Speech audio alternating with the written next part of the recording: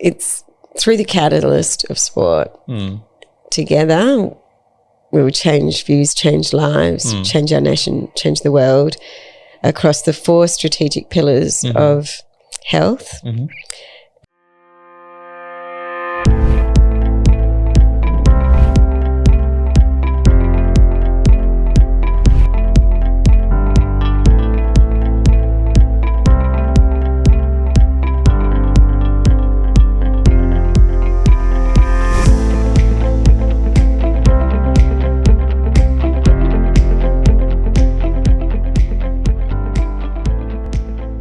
What, from a purpose point of view and from a delivery of that bigger project in WA, you have engaged a lot of sectors to collaborate. And how is the engagement going with the state and the Commonwealth in terms of supporting the project? Yeah, so the engagement has been broad and deep, and we've had the state government actually created the funding for the EY feasibility to be done. 3 state ministers contributed, and then it was co-funded. EY did our part pro bono. So through Venues West, who have the 13 state government venues, they provided funding, and it demonstrated that Perth has the capability to host. I've met with the mayor, or we in WA have met with over 30 state ministers, government, DGs, all levels, to move it forward. Federally, we had the election. So we had bipartisan support going into the federal election. And then on the other side, we have had a wonderful response from Bill Shorten, who is the Minister for Disability, or NDIS.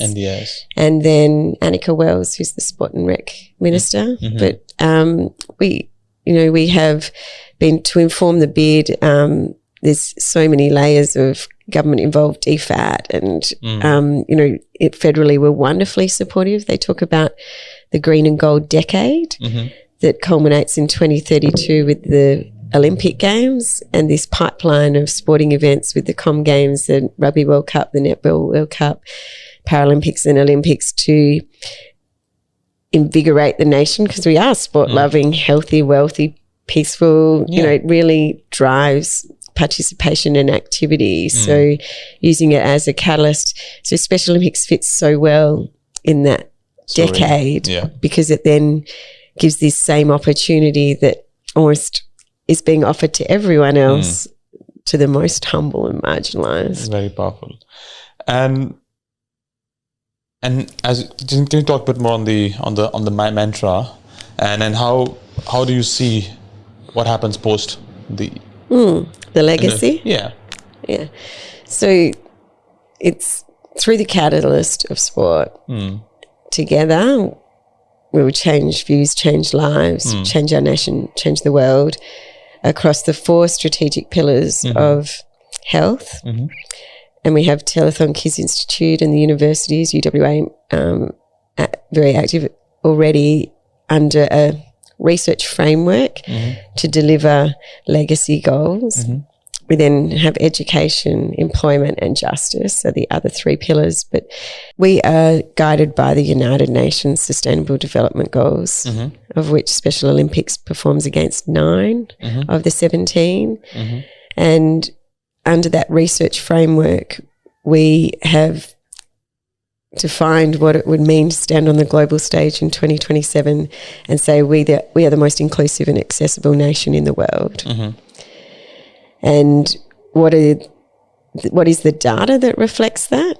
And then how do we operationalise that through short-term and long-term goals performing against the SDGs so that it is robust and it has data from a research and methodology, kind of consultancy background approach, but it actually, people with intellectual disability haven't even been identified in data capture. So how do we go back and create the data so you can show, say, in health, an improvement in life outcomes? And length of like longevity in life. And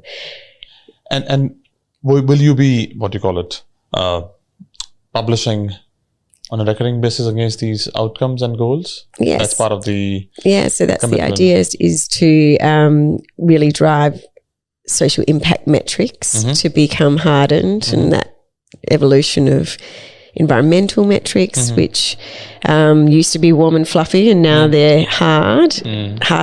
It's the same thing with social impact. How do you start to create a currency around it that people know that it feels good, and if you're close to it or you have lived experience, you understand the ripple. But when you're making funding decisions or commitments, what is required to allow those social impact measures to be met, to be quantified, so that they do show the return on investment that they really are delivering.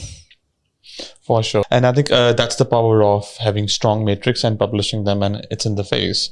And then you can see the incremental change. You can start wherever, you don't need to be perfect on the day one. No. Wherever you start, and then the commitment to publish the numbers on a recurring basis, the incremental difference you can see or unsee the decremental difference also both ways. It's just very powerful to have these metrics in front of you.